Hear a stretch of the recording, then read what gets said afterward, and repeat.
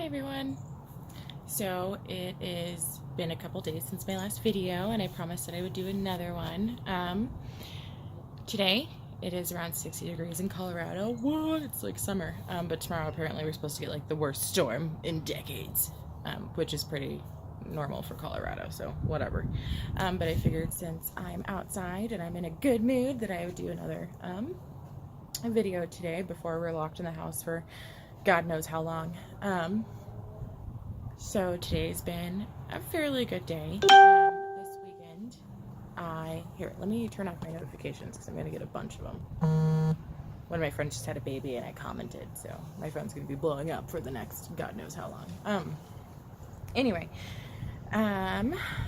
this weekend I was incredibly active. So, let me see, Saturday, it was really nice. So we took my son outside, my son and my daughter, but my son's 10 months old, and because it's been mostly winter, he hasn't really been outside since he's been able to run around. We had a good time, but I sat on the ground outside, and then I did a lot of that, sitting down all the way on the floor, and then obviously having to kind of pull myself back up into a sitting position in my chair. And then Sunday was kind of a crappy day for me because I was in pain because I was so active the day before. But I sucked it up. I had to take a painkiller that day. My friend and we went out for sushi and we went to the movies, which was nice. It was just us two girls, no kids or anything like that. And her son has autism and he has Down syndrome, so she doesn't get to get out of the house very often to just do adult things, and so it was nice for us to get out. The wind's starting to pick up. Having a wheelchair has been a godsend because as fun and as exciting as it is to walk around in your walker, it's really slow and you get really tired. So other than a workout on your arms, it's really not conducive to being out on outings. And so whenever that happens, we bring around my wheelchair. It's by a company called Drive. I got it off Amazon for around $114. It was actually really good. It has the leg extensions on it. It's really easy to fold up and just pack and stuff like that. So we had a good time Sunday. Sunday night, I slept in bed for the first time in a long time, since before my scope, because I've mostly been sleeping in the recliner, because laying flat, in bed has been really difficult. But my fiance and I just shoved a bunch of pillows under my right leg, and the first night was kind of rough. You can't lay on your back for too long, and then you have to roll over on your left side. And rolling over is okay onto my left side. It's just that it kind of feels like a pressure is shifted down, so it's just finding the right, the right angle or position laying on your side that works for your right leg. I did find a comfortable position, which is actually my right leg further out than my left leg, so kind of more bent with the pillow underneath it. And I was able to sleep last night. I slept in bed again, and it actually was a lot easier now that I kind of know what works well. I have a lot more movement in my hip than I did before. Still haven't started PT. Won't start that for another 2 weeks. Hopefully they'll let me start it. That'd be exciting. But sleeping in bed is kind of a huge milestone. That was pretty awesome because I'm not in the living room. So that's really great. Pain-wise, it's been pretty manageable. Right now, the pain is really all just my nerve pain, and then I have a lot of the achy bone feeling, which I will more than happy to welcome because that means it's healing, and healing is good. So I'll take it. But yeah, most of it's my nerve pain. My nerve pain is absolutely the worst part of it just because it's constant. It doesn't go away. Yesterday was probably the worst I've had in a while.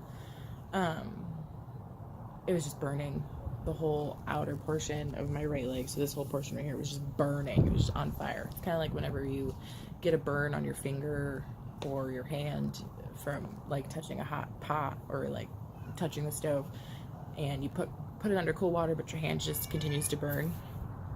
That's what it feels like. I know that means my nerves are growing back, so yay, but it's really kind of aggravating. But mind over matter, you get over it. It's no pain, no gain. The pain means it's working, you know. So, yeah, I'm at 4 weeks now, 4 weeks in a day, since my right PAO. So I've had no more falls, no more anything like that. Ever since that happened, we've all kind of banded together and more conscientious of the amount of things that I'm doing. I know that once I hit 6 weeks, the risk of me unseating any bone or anything, you know, greatly depreciates. So we're getting there. I'm moving. I'm doing my best. Nothing too exciting is really happening, other than I can move around more and the pain is manageable. Still having a lot of the muscle spasms, but they're not as bad as they were before. I'm just trying to make sure I get up every couple hours and kind of move around a little bit. And I don't put any weight in my foot, but I still do the motion, like as if I were walking while I'm in the walker. So I still kind of take the step, I just don't actually, you know, put my foot all the way down. And I think that's kind of helping to loosen up my muscles and everything like that.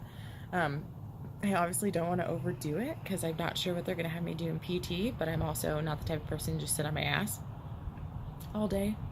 Again, apologize for my language. I kind of have a potty mouth, so these videos without a couple cuss words in them, I mean, that's pretty amazing for me. But anyway, I digress. Yeah, nothing really exciting. Mentally, still just processing and letting everything out. I think sleeping in my own bed has been pretty monumental to making me in a better mood, because at least I feel like, yay, something's changing, something's getting better. Getting out Sunday was also really great too. I had some grandiose plans of like, I'm gonna do my hair and I put makeup on my face, and then that didn't happen because I was really sore. But I wore jeans. What? So that was pretty nice because I haven't really worn jeans. It's usually like yoga pants and like just like a light shirt, sports bra, you know, the normal around the house comfy stuff.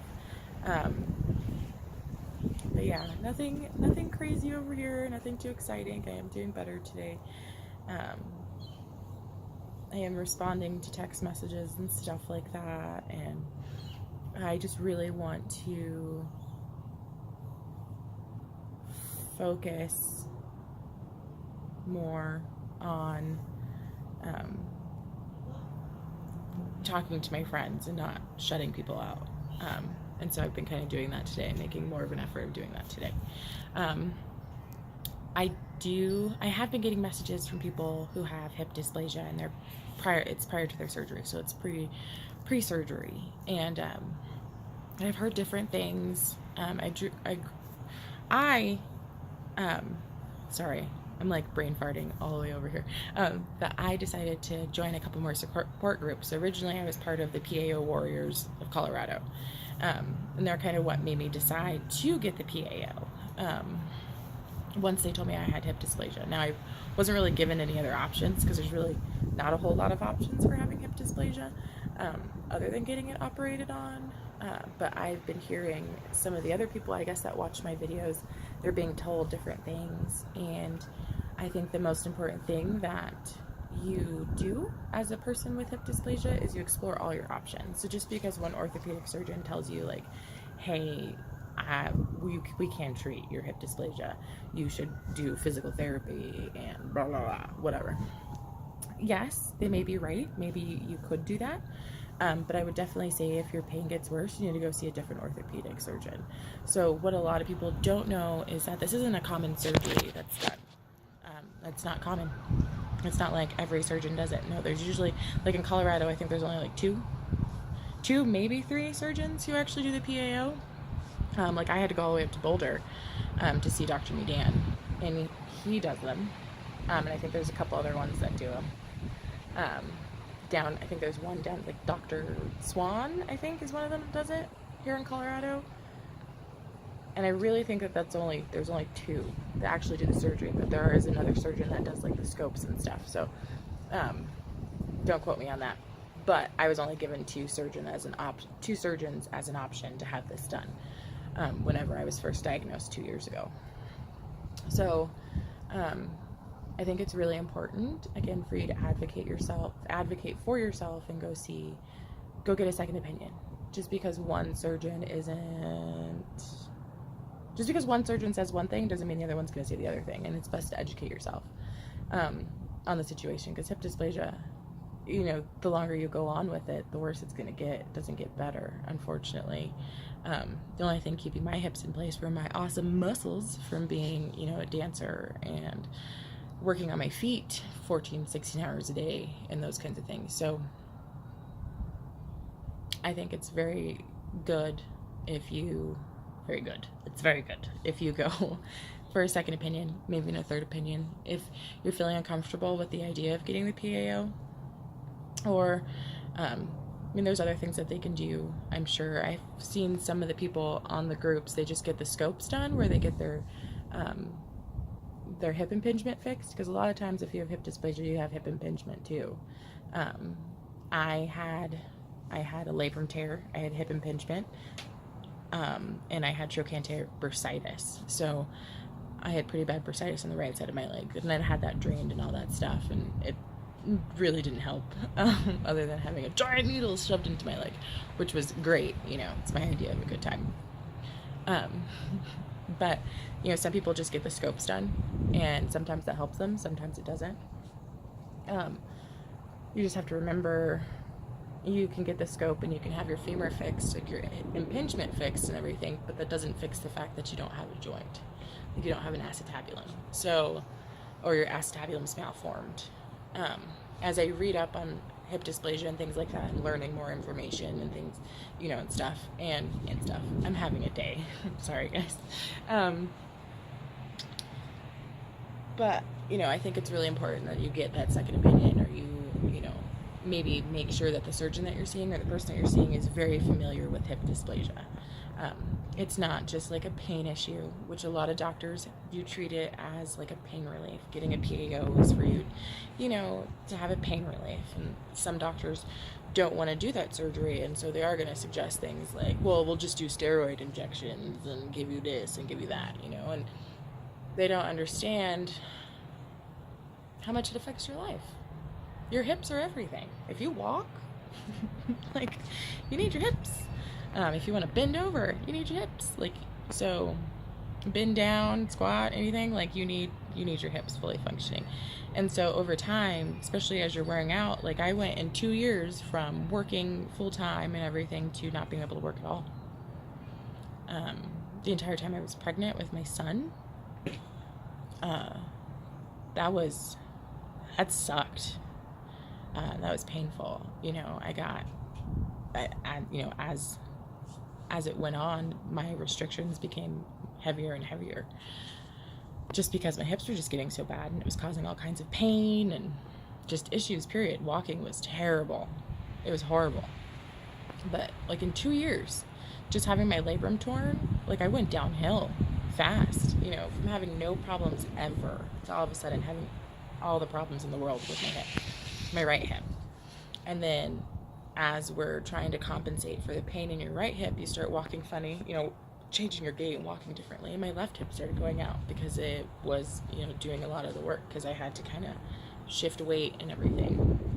And that's when my left hip started causing me problems. And I never had problems before. I had that popping. Turns out it was my hip impingement. It was just my bones rubbing against each other. That's not normal. But that was never painful. I was still dancing, still stretching, still running, still doing all the things that I normally do. Until I couldn't, and now here we are. After my surgery, I'm gonna, my goal is to get back to dancing and running and walking, and doing all the things that I used to do. And the only way I'm gonna be able to do that is if I had the surgery. And so I had the PAO. So I think it's very important that whenever you find your surgeon, that you make sure that they're very well versed in hip dysplasia, that they understand that this isn't just a pain issue, it's a quality of life issue, you know, because that's just truthfully and honestly, that's a quality of life issue. What kind of quality of life do you want to have? Do you want to have to go in every couple months to have steroid injections? Are the steroid injections going to work? Because for a lot of people, they don't work, you know, or for some people, they work for long periods of time. For some people, they work for a month, you know, some people, they work for 6. How many injections is your insurance going to pay for? How many rounds of PT is your insurance going to pay for? How expensive is it after my insurance stops paying for my PT? Like, there's a lot of questions that you have to, you know, go through. And I don't think that automatically saying, nope, you can't have the surgery is appropriate necessarily, unless it's seriously somebody who's not capable of having the surgery for X amount of reasons. Either like A, they're not healthy enough to have the surgery, or B, their bones are too degraded to have the surgery, or, you know, etc. The different varying options that determine whether or not you're going to have a surgery. I know those things. I know questions to ask and stuff like that, but I've also, you know, been a nurse for 10 years, so I understand those things. But a lot of patients don't. A lot of normal, regular people don't know the questions to ask. So I think it's very important that whenever you go in for your surgery, you write down a list of things that you need to know, like that you have questions about, that you want to know whether or not they understand. You know, just advocate for yourself. Google is a powerful thing now. I have always told my patients, like, do not WebMD, you know, your symptoms, don't Google your symptoms, because it's going to tell you you're going to die, you know, things like that. But being knowledgeable about having hip dysplasia, you know, and diagnosing yourself are 2 different things. So if you're knowledgeable about your illness or your malformation or whatever you want to call it, your unfortunate set of circumstances, if you're knowledgeable, then you can write down questions that you can ask your doctor. And kind of determine, you know, what you want, like what your next step is. So it's not a bad idea to go look it up and stuff like that. I know whenever they diagnosed me and they told me I had to have a PAO, I looked it up and terrified myself, because I was like looking at the scars and watching other people's videos, and I'm like, oh my God, you know. And then there's like one overachiever in the group who's like, I'm 3 weeks post PAO, and I'm like running miles. Okay, that's not realistic for everybody. Those are people just are overachievers, and they need to go home, because that's too much. You know, and then there's other people that are like, I'm 13 months post PAO and I'm still on crutches. You know, there's different varying degrees of healing here. You know, everything's very personalized to you. You have to work on your own plan and don't hold yourself to standards of others. But you need to be knowledgeable about what you have. You need to, on these support groups, you're able to ask, hey, what's your guys' experience? And you get varying experiences between different people. And that's what I like, you know, I like to hear. My nerve pain, I was asking about my nerve pain issues and if anybody else had them. And, you know, there are a few other people that have had the same problems, again, on varying degrees, but they gave me a lot of good advice on how to deal with it, you know. And so that I've really appreciated, just having other people in the same situation, you know. So that's been really good. And you can just go on Facebook and just like type in hip dysplasia support group or PAO support group and things like that, and you'll be surprised what you find. I even found a group that was like, or it wasn't a group, it was just a page that was like super anti-PAO, which I think they're just having a bad day. Because I've yet to come across somebody who's had a PAO that was like, don't get it done, you know, which is good. So like, yeah, it sucks. This whole process sucks, but everybody so far has completely been for getting it done. There's another girl in one of my groups that she started dancing again. And so for me, that was like super awesome to see, because I'm like, that's all I want. I want to dance again. I would like, you know, to do that. And I think that'd be a good rehab too. You know, I want to go swimming again. And I think swimming would be a great rehab. Sorry, the wind is picking up because we're going to have a storm. But yeah, just being knowledgeable about about having hip dysplasia, and knowing what questions to ask your doctor is important. Making sure that the surgeon that you're seeing is somebody that is very knowledgeable on it, because you'd be surprised that a lot of people, in October 27th, I was leaving my friend's house and I stepped off the curb. Well, my hip gave out. My hip started going and then to the right, and I was like, no, don't go. So I went with it. However, my ankle was stuck in a crack and it stayed straight up. So I ended up inverting my ankle. It's still bruised and swollen. I had a 75% tear in my ligaments on my ankle, so it's grade 2 tear. Still healing from that. Well, I went to my ortho for my ankle, and I told him, I was like, well, I'm having a PAO, and they kind of like looked at me. I'm like, well, I have hip dysplasia, and they're like, he wasn't really. I was like, well, I'm having a PAO, so I'll be, on bed rest for X amount of the days, weeks, or whatever. And he's like, okay, what are they doing? And I'm like, they're doing a periacetabular osteotomy. And he's like, I'm like, they're cutting my pelvis to make a new joint. He's like, oh, okay. He had no idea. He knew what hip dysplasia was and everything, but he's like, cool. And I asked him if his physical therapist, because this is another good thing. If you have hip dysplasia, you have to find a physical therapist that is familiar with hip dysplasia, that's familiar with having a PAO, that's familiar with the fact that us people, as people who have hip dysplasia, we don't use the same muscles as other people. We use muscles more that most people don't, like our hip flexors. We use a lot before we're treated, before you have the surgery. We use those a lot. You'll notice you go to the gym, you try to do lunges, or you try to do crunches. You try to do lunges, or you try to do squats, and it's very uncomfortable. Not like, working out uncomfortable. It's just uncomfortable. Like your hips pop, they crack, like you don't feel like you can get back up the way you are, and then your booty never comes out right. You're like, I do all these squats and it never works. Yeah, that's because you're not really using those muscles. You're kind of relying on some secondary muscles, so you're not using the correct muscles. So you have to find a physical therapist that's familiar with that understands that the muscles that you're now going to use, since your hip's been fixed, have not really been strengthened and used before, because you've been relying on other muscles. So you have to find people that actually understand and know what they're doing. That's another important thing. It's really great to go to a physical therapist, but if they don't know, I don't know how many trainers I used to have whenever I was working out a lot. And I'd be like, this hurts. And they're like, yeah, no pain, no gain. And I'm like, no, like this is pain. Like this hurts. And they didn't understand it. So it's really important that everybody on your medical team is very well versed when it comes to hip dysplasia and, having the corrective surgeries. So it's always important to go get a second opinion if you don't feel like the first one was that great. You have that right as a patient. You can go elsewhere. My son's upset. But yeah, so if you guys ever have any questions or ever have any concerns or just want to vent or anything like that, feel free to message me. I've been accepting a lot of friend requests lately. I don't know, I was worried about doing those videos because they don't get a lot of likes, but I do have a lot of views usually. And I get a lot of comments and things like that, but I'm like, I don't know, am I helping anybody? So if you wouldn't mind liking the video so that I know that somebody does. Just kidding. Yeah, if you have any questions or you want to vent or anything like that, or you want to talk about my experience and things like that, because I can't speak for everybody, but I can speak on my experience, and the doctors that I have, and the kind of team that I have, I can speak on that. Feel free to message me, feel free to comment, feel free to friend me on Facebook. I am here for you. I don't really have anything better to do at the moment.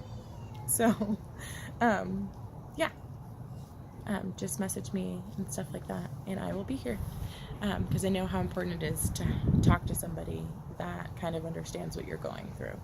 But anyway, I'll see you guys later. Pray for me.